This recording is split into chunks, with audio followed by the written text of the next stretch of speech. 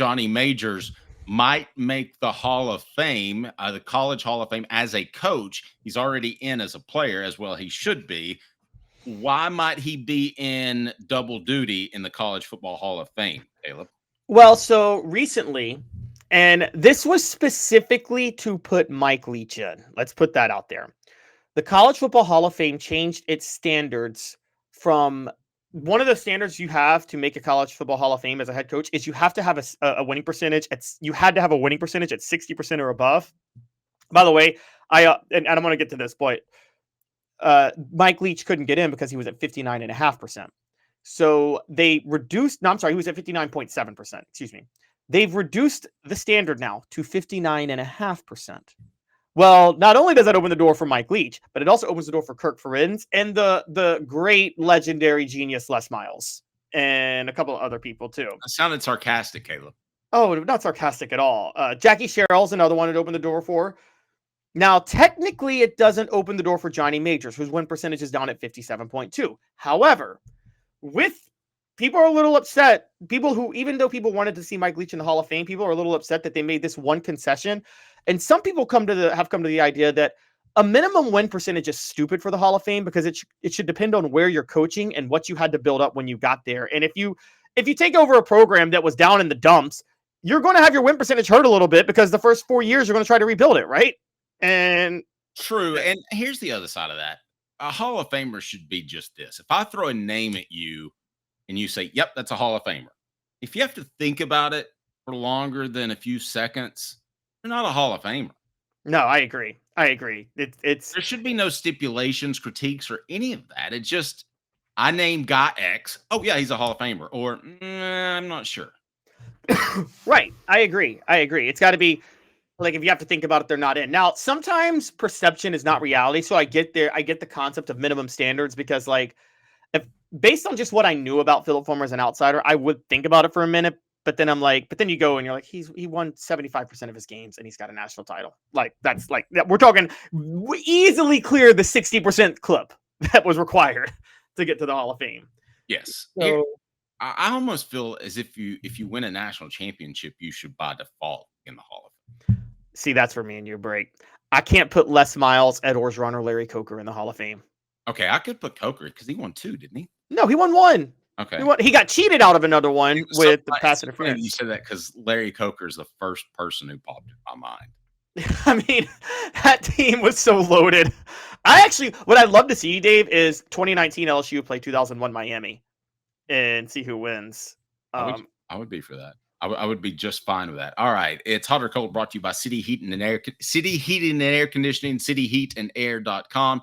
We greatly appreciate them. No question about it. Reasons why Johnny Majors should be in the Hall of Fame. Hot or cold on the following, brought to you by City Heating and Air. Hi, Mike Davis here with City Heating and Air, reminding you to always dare to compare.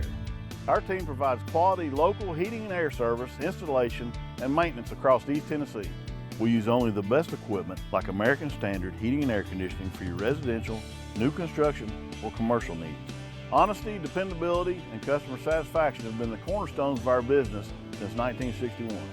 City Heat and Air. There's your best. All right, Caleb, give me some factors of why or why not, or how much Johnny Majors should be in the Hall of Fame. Hot or cold, brought to you by City Heating and Air Conditioning. Yeah, and you tell me if you're hot on this on this being a strong case or a weak case for him for each of the points I'll go through. So the first. Oh, I missed that one. All right, so for Ajay or whatever. So first one, very simply, he won a national championship. I'm not going to say I'm as hot as that one as far as the rest of them, but I do think that he is so viewed as a Tennessean that sometimes those younger than me, I'm 51, that they forget that he won a championship at Pitt.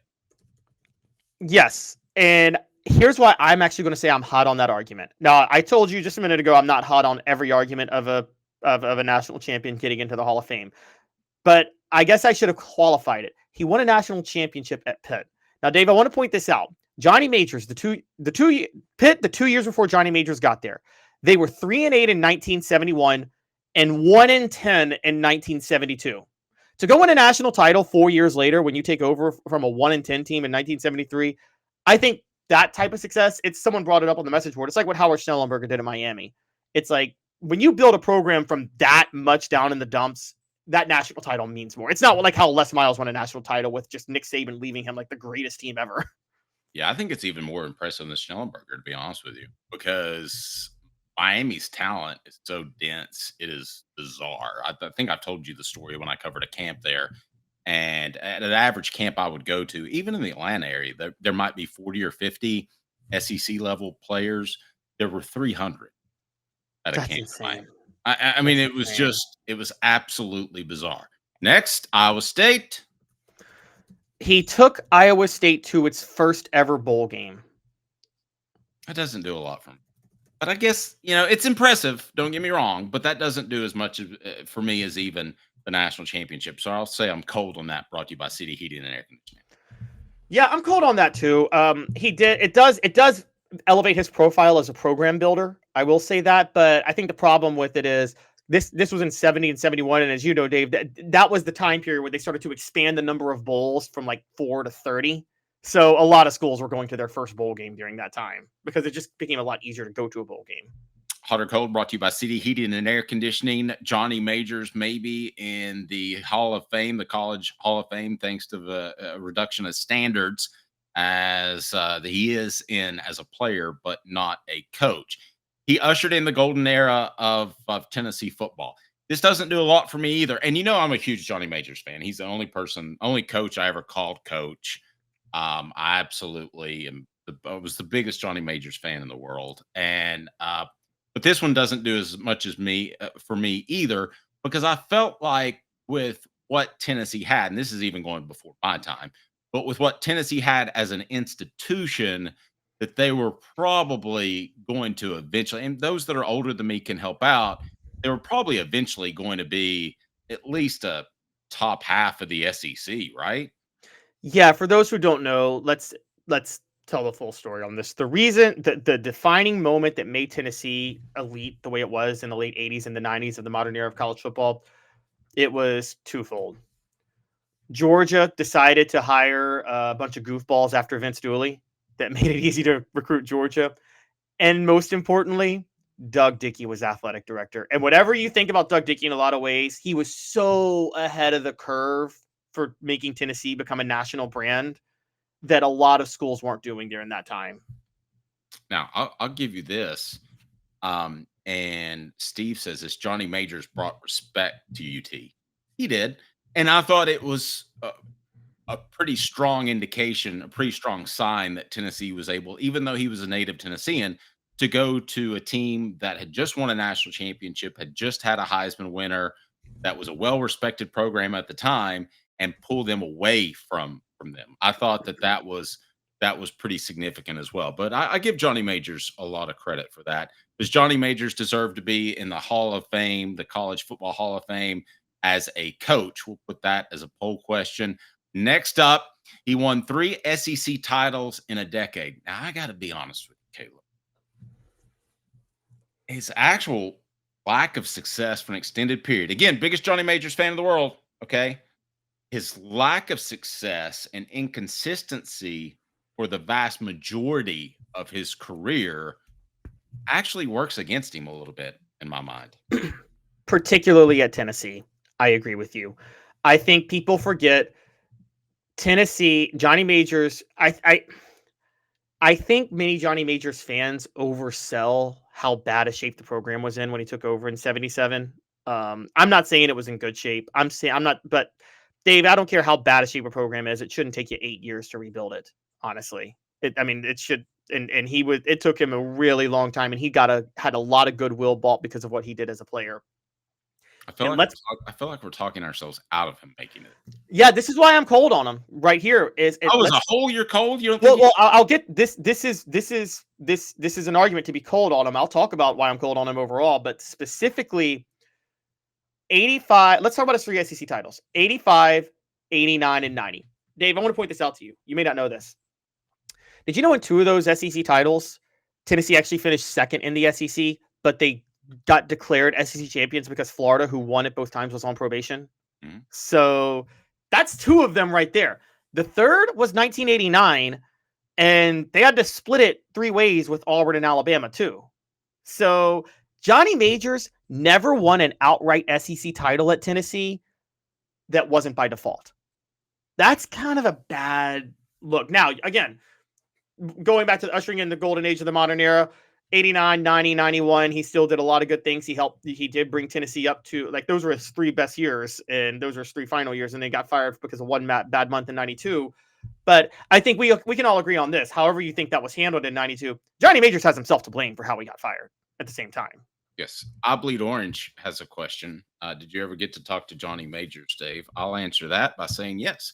I was the co-host of the Johnny Majors show, which got through 1 pilot.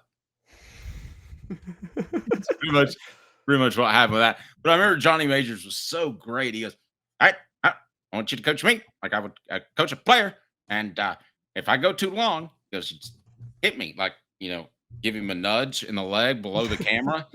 And I did. And I tell you what, no kidding, because TV is totally weird, and it's an odd thing to do. I'd say the most natural is print. Second most is radio, or what we do now. But having a camera in front of you and knowing timing is so unnatural. There's a skill set to that, and he picked it up within the first 3 minutes of the pilot. Man, that's impressive. That's pretty impressive. And that was a guy that liked to ramble. He goes, "I can ramble. I'm just going to tell you. So I have to cut me short." So yeah, I talked to Johnny Majors a lot. I still remember him calling me one time. We had a person that was supposed to be selling advertising for the show, and he goes, "All right, well, here to tell you, this guy's not selling anything. It's kind of like a hat without the cowboy." I thought that's such a great line, a hat without the cowboy. So yeah, all right. Last reason why 2 Johnny reasons. Majors. 2 reasons. All right, give me one. Yeah, so this one, coached a Heisman winner. I mean, I'm cold on that. I don't think coaching a Heisman winner puts you in the Hall of Fame. I don't think coaching a Heisman winner winning a national championship puts you in the Hall of Fame, because Gene Chizik did both of those things, and I would never put Gene Chizik in any Hall of Fame. Well, and especially though, I would add that to if you're a running back. I mean, Tony Dorsett, that's how his name was originally pronounced, was going to be great. Yes. I mean, it didn't really matter. Now, I'll give Chizik a little bit more credit, or Gus Malzahn, whoever the coaching was at the time, whoever was primarily responsible. They did take a pretty raw player in Cam Newton and turn him into a great player in 1 year. Yeah, and Chizik opened up the checkbook for it. That was a really good investment. I mean, it was a great investment, wasn't it? And yeah. So I agree. I even more agree with the running back. You're right, because running backs, I mean, Eddie George won the Heisman. John Cooper's not a Hall of Famer. And so, all right. So last reason, and this is kind of a debatable one, but Dave, I think Johnny Majors' coaching tree is a really good case for him. That's And- hot. Give us some names, because you're absolutely right. Yes, Philip Fulmer, as we spoke about, John Gruden, by the way, who we spoke about, Walt Harris, who had a long-standing successful career after Johnny Majors, Jackie Sherrill, who I know you think is a goofball, but had some success at Pitt. Actually had a lot of success at Pitt for a few years. And David Cutcliffe. I mean, look, he's got a pretty good coaching tree, honestly. I think he has an incredible coaching tree, one of the absolute best. And I feel certain that we're leaving off some names. Larry Lacewell, another one. Now, am I reaching, or didn't he have some sort of tie to Jimmy Johnson? Actually, let's see. You might be right. Let's look at that. Maybe not immediate, but yeah. See, Derek, Jimmy J. Yeah, I thought he did. In the late 60s, 68 and 69 at Iowa State. You're right. Jimmy Johnson's part of his coaching tree. That is very true. And also, let's not forget this. So I believe he coached Jimmy Johnson when he was the assistant at Arkansas, and Jimmy Johnson played at Arkansas. And then Jimmy Johnson was an assistant for him at Iowa State. And Jimmy Johnson became an assistant for Jackie Sherrill after Johnny Majors left Pitt. Jimmy Johnson went to Pitt to be an assistant under Jackie Sherrill, who replaced him. So you're right. I mean, so we're talking Jimmy Johnson, Philip Fulmer, John Gruden. I just named you 2 Super Bowl winning coaches and 2 national championship winning coaches, since Jimmy Johnson did both. Walt Harris, an elite developer of offenses, and who also coached Larry Fitzgerald. Jackie Sherrill, Pitt claims 2 national titles in the 80s. They shouldn't claim either one, but they do. So again, Was Jerry Jones a part of Johnny Major's coaching tree? Technically, he's a player, right?